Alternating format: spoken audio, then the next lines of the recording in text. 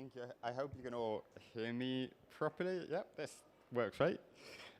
So thank you very much for being here today. Thank you very much for the invitation to join you all and give you the perspective of the UK and what we've been doing since the dreaded word Brexit for us, and how we've implemented and how we've managed outside of the EU. So I will not bore you with any more introduction about myself, just a quick word about CTPA. So CTPA is a trade association for the UK cosmetics industry. We have a lot of advice, so many of the things that I'll be talking about today, you can actually go on our website, and even if you're not a member or not from a member company, you can still get access to a lot of the information that we will be covering today in different levels of depth. But for us, what's really important is that we are representing the UK cosmetics industry towards our government. We do that in the areas of science, we do that in the areas of regulatory and regulation, but we also do it in sustainability, and we have a sustainability strategy in place since 2019 that's trying to drive our industry in the UK towards a net positive contribution. So if you'd like to know more about that, that's information that you can get. A bit of a shameless plug. So if you have social media, then maybe give us a bit of a follow. We are on Instagram, we're on X, and we're on LinkedIn. So depending on which platform you use, depending on your preferred way to get information and news, you can go on there. So I do encourage you to join us and keep up to date on what we're doing. So today I wanted to cover quite a few bits, and we've got a bit of time so we can go in a bit of detail on this, but I'll give you an overview of the following. So I want to give you an overview of the Brexit process and some of the practical challenges that have come through that. I want to give you a background on the UK cosmetics regulation, which is how we call it now, and we'll look at the framework and how we manage ingredients, which could be one of the areas of relevance. I'll quickly touch on other regulations. So UK REACH, important from an ingredient point of view, and talk about consumer protection and environmental claims, green claims, because that's something that's really, really relevant at the moment in the UK. And we'll finish with a bit of a look ahead. What's important? What's coming down the pipeline? What do you need to know? So without further ado, we'll get started. So I do always struggle to summarize Brexit in a couple of slides. So I will do my best attempt, and I do apologize if I go into a rant. I will try not to. But the whole Brexit process can actually be summarized in the timeline that you've got to the right of this slide, where we decided as a country to actually leave the EU. The UK chose that by a narrow margin, but it chose it. And so we had to actually implement the process of leaving the EU and what that meant. We actually left the European Union as an organization, as a cross-country organization, on the 31st of January 2020. We then entered a bit of a transition period where we were still part of the EU single market, so we would still be able to move goods across countries, but we're not part of any institutions. What that meant is that for a period of time, we were bound by EU legislation, but we had no way of controlling what that was. Absolutely no way. But then on the 31st of September 2020, we left the single market as well, which means that we're now outside of that customs area. So we're no longer a participating country to the EU institutions, and we're no longer part of the customs union either. So it means that there's going to be checks and controls on products going from the EU to the UK and vice versa. So on the 1st of January 2021, we all woke up in our UK homes, fully outside of the EU, and trying to navigate what that meant, which was an interesting journey from our perspective as an association. So when that process took place, there was obviously a whole set of things that we needed to ensure from a UK perspective that we had in place to make sure that we're able to control and manage that exit. And some of these things actually have long-standing consequences. So we left the EU, and we left the EU under what we call the withdrawal agreement, which was an agreement between the UK and the EU about how that exit was going to be managed. And that agreement is still legally in force and has practical consequences that I'll go into in a second. We then, on top of the withdrawal agreement, negotiated a free trade agreement, which means that at least we were able to say, okay, we have to do all these customs controls, we have to do all these checks, but at least there's no tariffs involved. So we can still trade with the EU without the need to look at tariffs and tariff regimes. So when I said that we all woke up on the 1st of January 2021 fully outside of the EU, what that also meant is that we had to decide what legislation was going to apply. And the withdrawal agreement did that for us. It said, on the 1st of January, we're going to copy and paste all legislation from the EU into the UK, and that will be what you have. And that copy-paste process, they were like, we can't call it that, so we'll call it retained. So we retained all EU legislation, and that's the legal title that it has, or it had until very recently. So obviously, the relationship between the UK and the EU continues to change and evolve. We're not quite sure in which direction it will go. It depends so much on who's in charge and who is leading those relationships from a government perspective. But we know that they are changing. We know that there's room to grow. There's room to increase that collaboration between these two regions that used to be really close. So that's something that we're obviously continuing to navigate from a CTPA perspective. So I mentioned that the withdrawal agreement had some very practical consequences. And when I say that, one of the things that comes from that is what we now call the Windsor Framework, which was used to be called the Northern Ireland Protocol. So the Northern Ireland Protocol Windsor Framework came as a practical answer to a very difficult question, which is we have a United Kingdom, which is comprised of England, Scotland, and Wales, and Northern Ireland. But Northern Ireland is geographically situated next to the Republic of Ireland and not with our main Great Britain island.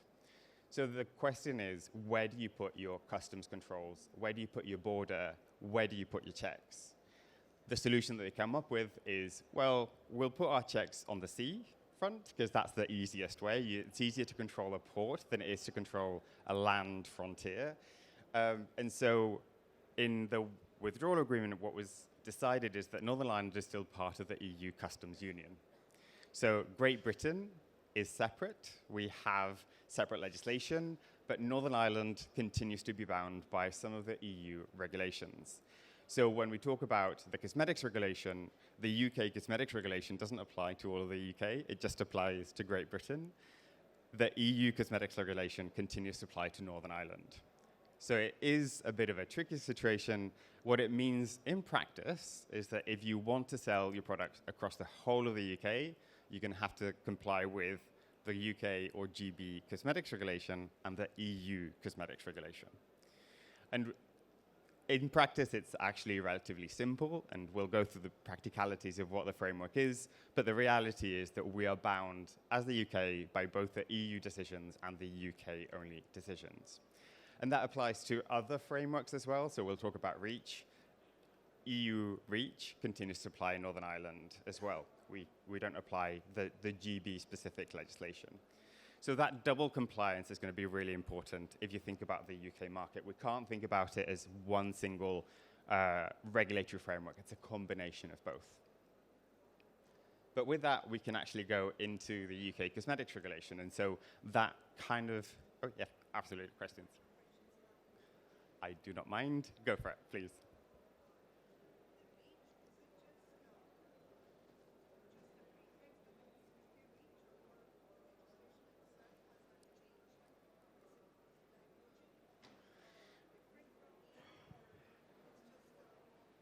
Yeah, so that's a really good question. So the question, if you want to I'll just repeat the question. So what I'm trying to understand is the UK REACH like a copy-paste of the EU REACH and it's just got the name UK in front of it? Or is it now developing into its own UK REACH regulation?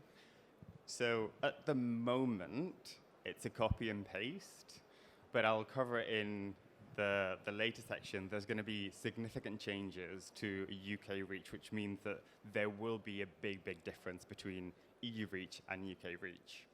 And I think the point here is also we have to consider that we've decided on calling it UK Cosmetics Regulation, UK REACH, but we did that in the process of when we still didn't know that it was only going to be GB Cosmetics Regulation and GB REACH. So the acronyms are not representative always of the scope of it. And we will see, I'll cover later, that REACH is actually evolving in a slightly different direction. So things to come. So yeah, if anyone has any questions, please do feel free to interrupt me. I do not mind. I can easily regain my train of thought. And also I'll take questions at the end, so please do feel free. So I'll cover the UK Cosmetics Regulation first. And a reminder, GB Cosmetics Regulation is a bit more accurate there. So when we said that the legislation was copy and pasted into UK statute books and into the UK law, what that meant is that the UK had to pass legislation during that process. So we've got all the legislations that are covering that implementation process of EU law into UK legislation. One that they did was the product safety and metrology regulations, which basically copied and pasted a whole list of legislation into UK law. Within that whole list, Annex or Schedule 34 was the cosmetics regulation. So that's how we are able to now apply the EU cosmetics regulation in a UK context. So that legislation, Schedule 34, for us was a big reference at the beginning of that Brexit process and throughout, because it essentially modifies the EU cosmetics regulation into a more appropriate format for the UK. So what it does is introduces some transitional provisions, which mostly have expired, but it also introduces different references. So who are the authorities? Who are you referencing in terms of the process to manage certain things? Who are the responsible people? So all those slight modifications to the legislation were introduced in the schedule. And so now what we have is retained regulation for the cosmetics regulation. The recent changes have made that they've changed the name from retained to assimilated. It's let's call it a cosmetic change, because it doesn't actually modify the content of it. So we refer to assimilated regulation 1223/2009. One thing that we do have on top of that is the enforcement regulations as well. And the enforcement regulations does what it says on the tin. It is about how they apply the regulation and what the penalties are. So that's where you go to see if you're doing something wrong, how are they going to conduct that, how is they going to investigate that, and what are the consequences. These are our authorities now. So we have at the highest order the Department for Business and Trade that look over the policy and look to make changes into how businesses operate. But the actual day-to-day looking after the cosmetics regulation is done by the Office for Product Safety and Standards. So these are, when we say that these are regulators, the OPSS are regulators. They decide what is going to be implemented into legislation. They decide how that legislation is going to evolve for the cosmetics industry. They also regulate across many different product categories, so it's not just cosmetics. They regulate all consumer products, and that can go from general products. We can go, like, if you think about things that we use in our industry, so your brushes, your toothbrushes, your electrical appliances, so a hairdryer would also be regulated by OPSS. So they cover a very broad area of things. They also cover things like some construction products. They'll cover other categories that have nothing to do with what we do as an industry. Then if we think about the enforcement regulations, the responsibility for enforcement is applied by 2 agencies, or 3 agencies in total. So we have the Office for Product Safety and Standards have the legal obligation to enforce the regulation, but mostly that enforcement comes from trading standards. Trading standards are local authorities, so every county, big city will have a local chapter of a trading standards, and they are responsible for applying the cosmetics regulation within their area and for the businesses that operate in their area, essentially. But if you are importing into the UK, then you'll likely be contacted by Revenue and Customs and the Border Force if there's any problem with your product, because at the border, these are the agencies that take over enforcement. So while policy and legislation is led by OPSS, the enforcement is a divided chapter. if we look at the actual content of the UK cosmetics regulation, we can see that it's effectively the same. We've narrowed down here the key areas that the EU cosmetics regulation covers, and Gita before covered that in that comparison with India. So I'm now extending that comparison a little bit to the UK as well. And I won't go into detail with all of that because you've had that before and you know what the EU cosmetics regulation covers. But what I wanted to show is where we see no change, a slight change, or a big change now that we've applied the same rules in a different context. So from our perspective, the definition of a cosmetic product has not changed. So we consider and classify products in the same exact way as we used to and as the EU does. Every product has to have a product information file and a safety assessment as well. And then claims are regulated in that self-regulation framework. So we have the same common criteria as the EU does. Things that have changed slightly. So we still need a responsible person in the UK, but obviously now it has to be in the UK, mostly in Great Britain, under certain conditions in Northern Ireland as well. So an advantage here is an office in Northern Ireland could potentially be a responsible person for both the UK and the EU. But that is maybe one of the only advantages that come from having a segmented UK framework.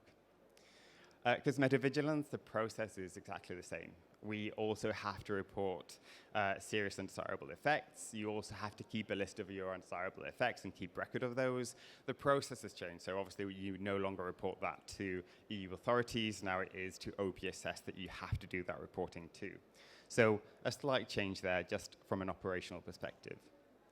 The big changes come from the labeling perspective, and I'll cover those in a second. We've got also, we haven't moved from that post-market surveillance part and the need for a notification. That is the same, but obviously we're no longer part of the CPMP, so there's a big shift there, and we'll cover that. And we've got the ingredients that we can use. We're no longer part of that EU process for restricting ingredients. So even though our annexes are structured in the exactly same way, the content is slowly changing and being different to what the EU is. So I'll cover these 3 points separately as well. So on the labeling front, there's a couple of things we wanted to raise here. The first one might not be always relevant, depending on where you're importing your products from, but we still have one of the transitional provisions in place from when we left the EU. So the UK decided that obviously products would need some time to comply with the labeling obligations. And so what they decided is that if your product is compliant, the label of your product is compliant with the EU requirements and has an EU responsible person, but no UK responsible person listed, then you can still bring that product into the UK. Obviously, that is not always relevant for all countries. If a product came from India, you would be expected to be able to comply with the legislation in the UK automatically, because you would need that UK responsible person. But if you're a multinational company moving from the EU to the UK, an EU compliant label would be UK compliant. And that they've established that is going to be for a period of up to 7 years. So up to 2027, that will be the case, and we can still have EU compliant labeling in the UK. After those 7 years, that product is absolutely non-compliant and will have to be withdrawn from the market. This is the transitional provision. One of the other big challenges that has come from this is aerosol marking. So in their, let's call it haste to copy and paste legislation, some oversights were made. And one of these oversights is around the compliance for aerosol labeling. So in the UK, so cosmetic products are not bound by a conformity mark. You don't need to put a conformity mark on your products, but you do have to put a conformity mark on aerosol products if you comply with the aerosol regulations. One of the oversights that they did is they created a UK conformity mark, the UKCA, that was going to replace that CE marking that you see in some products or some categories. But they extended that conformity mark to more than just the CE marking, and they put it on for the reverse epsilon as well. So now products that are in an aerosol format will have to have a UKCA mark attached to it to show that they are compliant with the relevant legislation. So it's a very specific subset of cosmetic products that are affected, but the impact on these has actually been quite big. And so they've given similar provisions into the times that we need to adapt to that new labeling. Moving on, wanting to keep things up because I don't want to run out of time, we have our new notification portal as well. The portal was launched on the 1st of January 2021. It went through several iterations. It went through several phases of development, from good to worse to then better, and now we've got a really good one. And that has been through the work that we've done with OPSS to make sure that they're realizing how long it takes. They introduced several things over the course of the years that took the notification time from 15 minutes to 45, and then we had to revert that to 15 minutes by working with them. But it takes more or less the same amount of time as the CPMP notification. It requires the same amount of information as the CPMP notification. If you're familiar with it, it just looks and feels very different. It's very interesting for people living in the UK because this looks exactly like the website that you use to register your car. It looks exactly like the website that you use to complete your taxes. So they have a very standard way of putting these formats and look and feel. But this is how it looks and feels if you are having to use it in your day-to-day work. Yeah.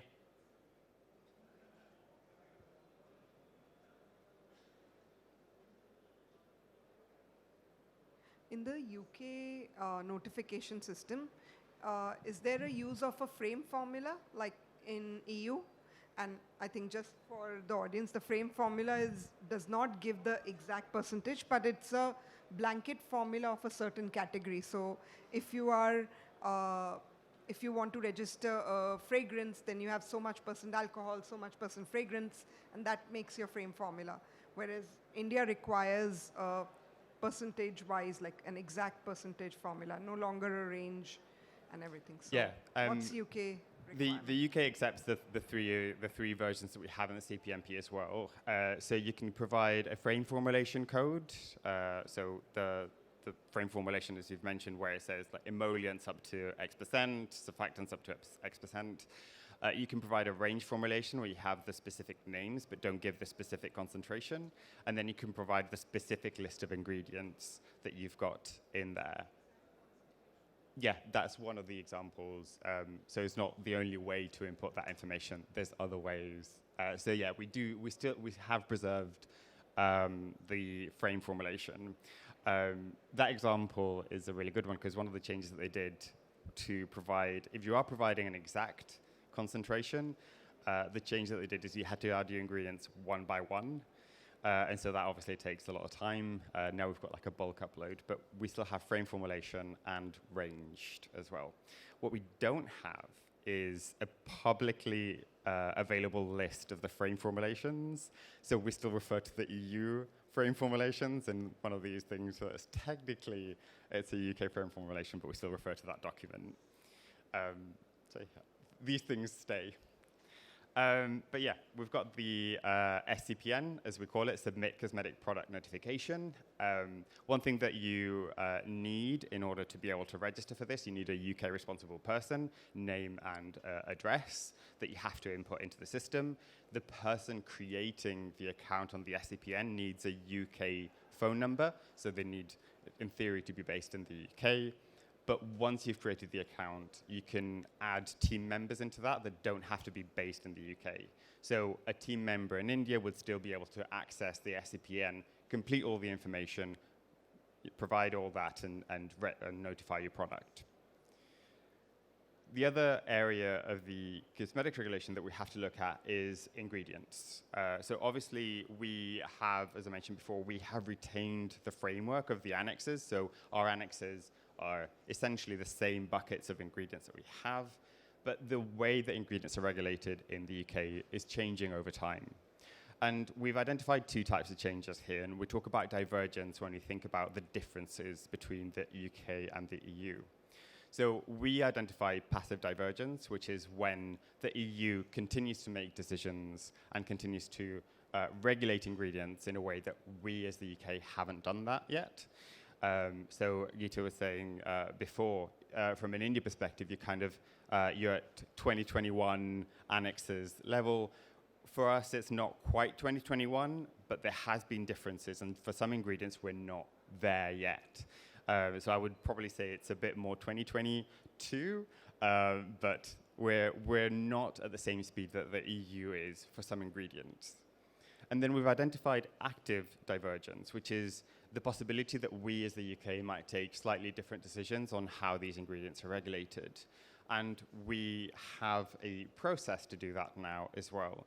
So we have what we call an ingredient defense process in the UK, where we're able to, as an industry, represent the interests of our companies and represent the safety of our ingredients to our government and allow them to make decisions based on science.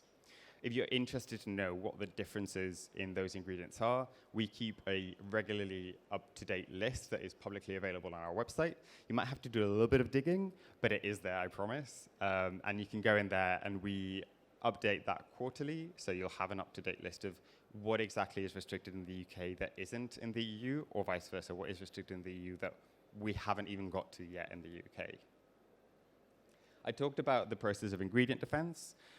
And some of you might be familiar with the SCCS and the experts that evaluate the safety of ingredients and determine whether they would need to be, they would recommend for them to be restricted or not. So we've created in the UK our own pool of experts that is slightly differently named. So SAGCS, maybe not as an appealing name, but is the Scientific Advisory Group on Chemical Safety in Consumer Products. Like the SCCS, it covers more than just cosmetics. They cover toys and textiles as well, and the ingredients contained in there. But they do a similar process where they'll take all the information on board. They also consider SCCS opinions in that defense, and they come up with an opinion and a recommendation to OPSS about how to regulate ingredients.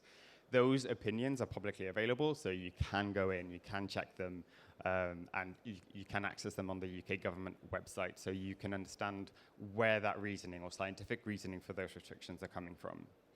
So if we think about that active and passive divergence, we also know that the EU might make certain decisions in terms of ingredient defense that we might not go down the same route in the UK.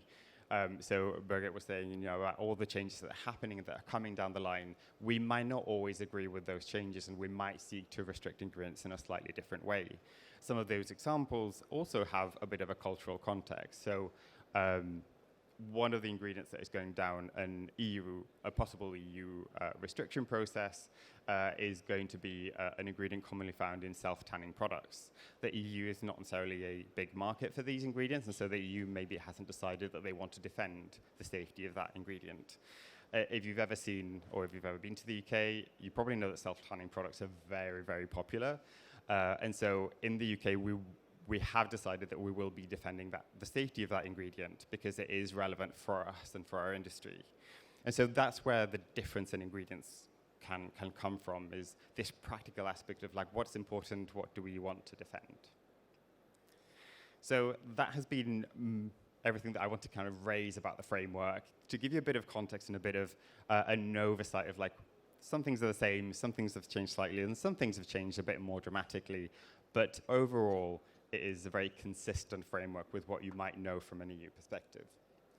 I'll touch on a couple of other regulations as well. So we were mentioning UK REACH. So from a UK REACH perspective, from an ingredient perspective, this regulation is actually very important for our industry. So part of that comes from the fact that they can restrict directly ingredients that are contained in cosmetic products. Part of that is also the fact that now that we have a different context in the UK and a different border, some companies have found themselves needing to comply with this regulation where they didn't have to before. So if you have an importing branch of your company or an importing distributor that's also importing products into the UK, they will have to be aware of UK REACH and their responsibilities under that. In terms of the applicability, we have the same scope, so it's tons So it's substances above 1 ton per year per company. So you do have limits there. But obviously, this is going to be quite significant for any importing or manufacturing company in the UK. Just to note as well, if you are familiar with REACH-like frameworks, it's mostly about environmental and worker safety, not consumer safety. But some of these regulations still have an impact on us. We, as we mentioned before, we inherited REACH. So REACH was another one that we retained or copied across from the EU and made slight changes to it to adapt it. And we were like, yeah, fine, ready to go. We were not ready to go. And we had to really tell our government that we were very not ready to go. And so we are now working with our government to make changes to the EU, to the UK REACH process. The big challenge here is that suddenly we were left with a framework that took easily about 10 years to implement in an EU context, and we were given about 2 years to adapt to that. Many companies had to re-register chemical substances. Many companies had to come to terms with the fact that they would now had big responsibilities under REACH, and we were not ready for that. And so as an industry, from the cosmetics perspective, but also from a broader chemicals industry, we advocated towards our government, and we have some developments and some changes. So the first thing that they did was, okay, first of all, we're going to give you more time. So they extended the deadlines twice, and the latest deadlines have been extended by 3 years, so we wouldn't have to start complying until 2027, and it's in a staged process. So first of all, chemicals with high tonnage, high concern, then medium tonnage, medium concern, and then low tonnage, low concern. So that's a telescopic deadline, not a formal deadline for all. But what we are working with is actually developing an alternative UK REACH model for substances that were already registered under the EU perspective.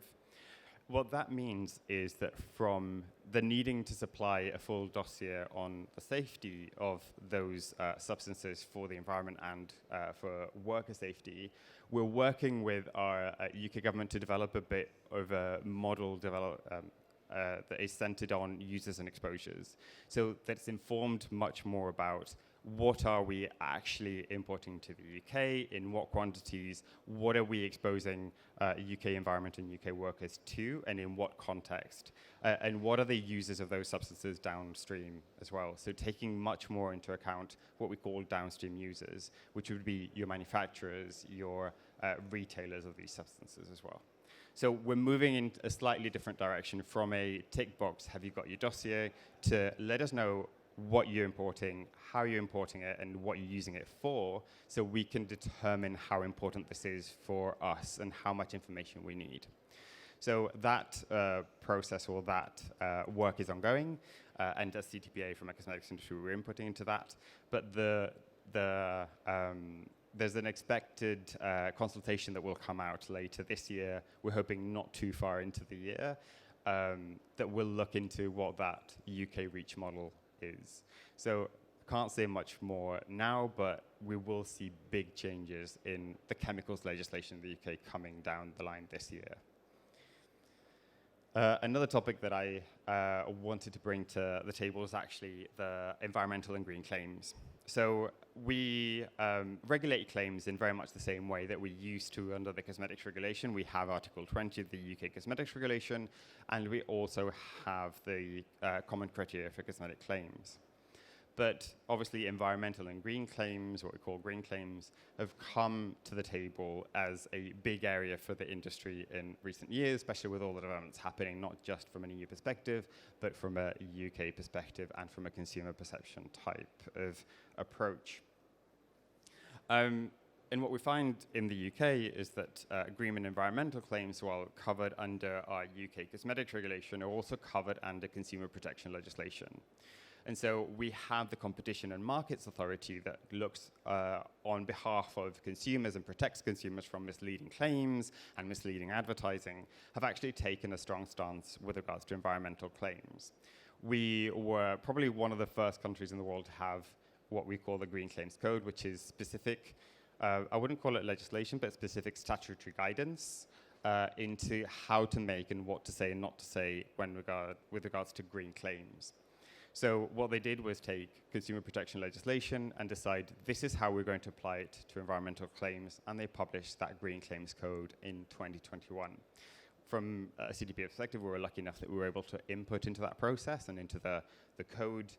But it definitely does give you that guidance that you need to how to approach environmental claims. It tells you that you shouldn't make broad and ambiguous claims, so ocean-friendly, environmental-friendly, all these types of claims that don't necessarily mean or don't have a specific meaning attached to it that consumers can be misled by.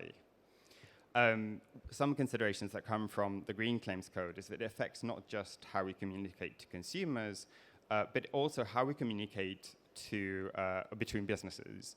So if you are a raw material supplier, or if you're buying raw materials from a supplier and they're attaching green claims to their ingredients, then those ingredient claims are also treated under the Green Claims Code. So it's not just business to consumer, it's business to business claims as well. It has obviously a broad scope, so it covers any type of communication material. So any adverts that go, whether it's on social media, printed media, broadcasting, and television, whether it's on your website, whether it's on your product label, any communication can be included in that. And it covers obviously text, but it covers logos, it covers colors, and we'll see that in a second as well. An interesting part as well is where that responsibility lies and where the liability for breaking the law is rested upon. So it's no longer just about the responsible person figure. So under the cosmetics law, we have that responsible person that takes ownership. But now that could be extended to different parts of that supply chain. So a manufacturer brand could be responsible, but a retailer could also be responsible for the communications that they put out there. So it's no longer just one element of that supply chain, it's the whole supply chain that has to be aware of the rules and how to navigate them. And then it goes into something that I've not had time to cover, but obviously please do go and see the Green Claims Code, but it establishes the principles about how to communicate that. I will say, if you are aware of the common criteria, if you're aware of that same approach to cosmetic claims, nothing's new. It's exactly the same information. It just gives you the context of environmental claims. So with that, I'll do a bit of a look ahead, and then we've still got a bit of time, I think, for questions. So on the same topic of green claims, we actually have some developments that have happened recently. So the Green Claims Code was published in 2021. The CMA immediately started to look into green and environmental claims made by different industries and different sectors. They started off with the textile and fashion industry. That was their first point of call. They completed a project on how well the fashion and textile industry was doing with regards to their environmental communications. In early 2023, they said, we are now moving to products that are essential for people, that people can't avoid buying, and that are in every household. And that was fast-moving consumer goods, including cosmetic products. So that's what I will say. It's a bit of a double-edged sword. We've got a recognition that our products are essential, but because of that, we're now being targeted and made sure that we're not misleading consumers. And so they started that initial research project, and they said that they would follow that with a specific actions against companies. So no specific actions have been started yet, but they have published that they will be investigating a big multinational company. Within that, they were going to be looking at different areas. This is essentially the press release that they issued and the areas that they're going to be looking at. So they're going to be looking at language that is vague, broad, or that may be misleading. So we're talking about environmental friendly type context, ocean friendly type context. They're going to be looking at the word natural and whether that is an environmental claim or not, and whether that is misleading or not. Very interesting from our perspective, because natural for us doesn't always mean that it's a green claim, you're not always talking about the sustainability or the environmental impact of that ingredient, you're just talking about the origin. But obviously, we have to think, does the consumer think the same way? Are you making the claim natural because of the origin, or are you implying that your product, because it's natural, is more sustainable? So that's a very difficult balance. Then obviously, things like environmentally friendly, looking at when the claim is made on the overall product when it should be just about part of it. So we can think about the claims like recyclable or from recycling material, and whether that applies to the whole product or not. So can you say 100% recycled if it's not 100%, or if just part of it is 100% recycled? And the last one is also very interesting because they're going to be looking at implied colors or implied claims from colors. So if you have packaging that has a lot of green in it, is the consumer going to think that your product is therefore environmentally aware, or that you're looking into the sustainability of your products?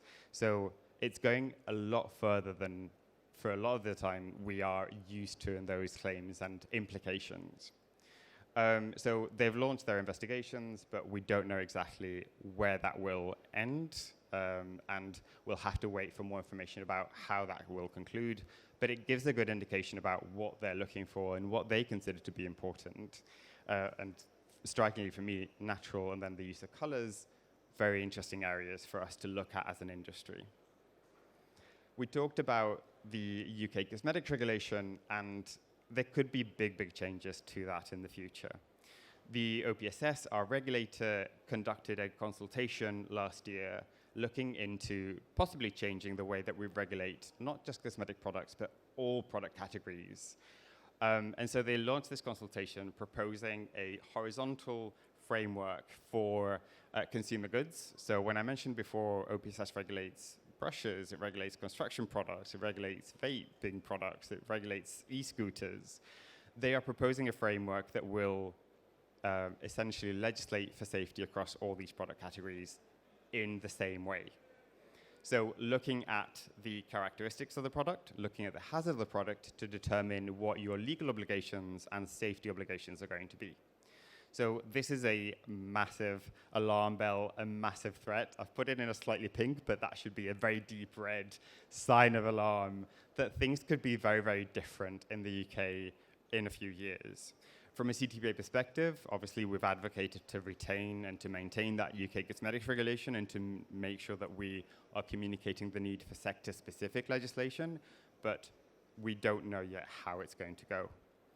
There were other things in that consultation, and I've put one in green because that's an interesting one, and that's the digital labeling. They're looking at exploring possibilities for digital labeling and to provide information to consumers in a different way, and they're interested about that, and they wanted to know more. So we've said we're interested as well as an industry. We want to make, we want to make sure that consumers have that information available.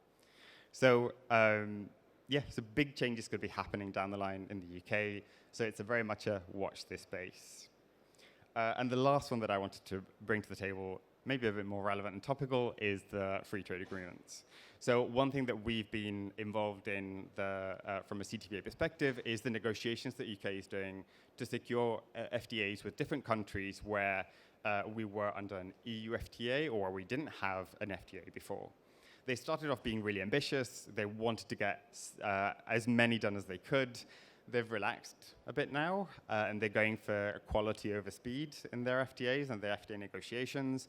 But we've had a chance as an industry to input what we would like to see from those FTAs. And we've had a conversation about the challenges and difficulties of trading with India between India and the UK with our government. And so we know that the negotiations continue, slow pace. We'll see how changes in political levels will change that pace of negotiation as well. But at the very least, something that we could be benefiting from soon is a reduction of the tariff rates for importing of cosmetics into India. From a UK perspective, we've got a zero tariff rate for most products anyway, so the advantage there would be a bit more limited, but for UK companies wanting to bring products to India, tariff rates continue to be significant.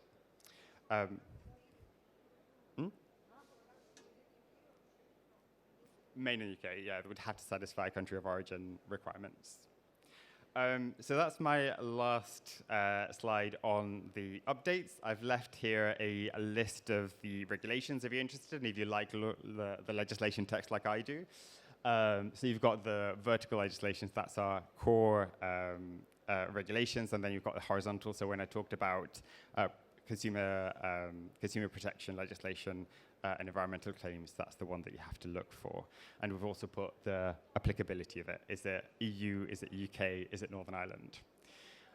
So with that, thank you, and I'm really happy to take any questions if there are any.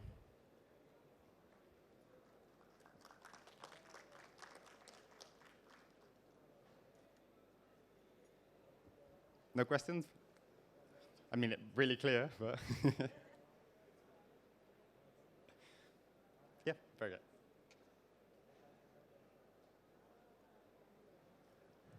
Well, it's rather recommend. I really see that even the Brexit was not nice.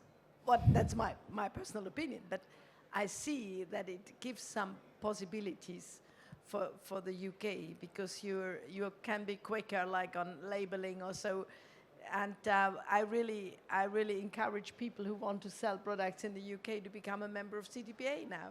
Well, if you want to sell in Germany, you can become a member of IKW. But I mean, because, you know, there are the changes which need to be known. And I remember when we had the Lilial case in Europe, we said to our companies, if it's labeled in English, you can sell it still in the UK, because, you know, we had the, you know, so, you know, we have some advantages of the new situation, even if it is not a nice situation. That's my personal thinking, you know, but you know, that was a comment here. Yeah, I mean, I really appreciate the commercial plug there. Yeah, become a member of CTPA, why wouldn't you? But then from our perspective, obviously, as an association, we're completely apolitical. We don't support one side or the other. We just deal with the cosmetics industry and what's in our industry as the interest as the cosmetics industry. So it has been a really difficult process to navigate Brexit. That is the truth of it. It's not been easy. But there are certain areas that we see now we could have some advantages. You've mentioned, like, labeling as one of those areas. We could potentially introduce the option for digital labeling much quicker than the EU could, simply because we're just one country choosing what to do rather than the consensus approach. So we've got certain advantages. I guess we have to look at the glass is half full. I had one question on the claims.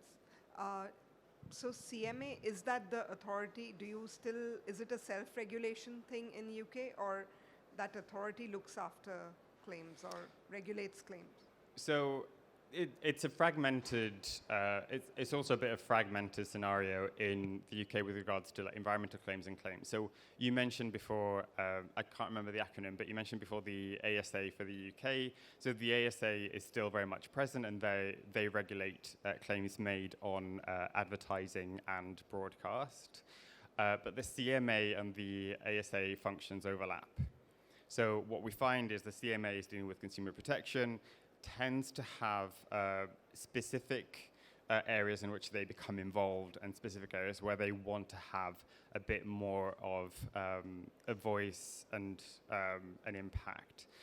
The ASA, to a certain extent, is limited in the consequences of non-compliance, so they will ask you to remove that advertising, to not make those claims again. The CMA has a lot more power of enforcement. They can take you to court, they can put massive fines if you're not doing the right thing. So they have a lot more power in the area. They're just very selective about where they act. So we still have kind of that different context to it. It's very self-regulatory in the context of the UK cosmetics regulation, and self-regulatory in the ASA. For the CMA, it's a bit more of a very legal enforcement approach.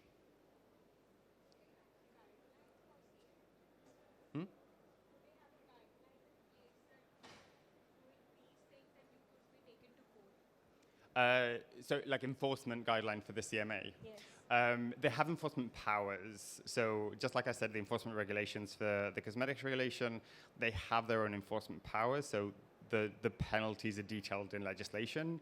But what I would say is they have more power of enforcement. They have bigger power of enforcement.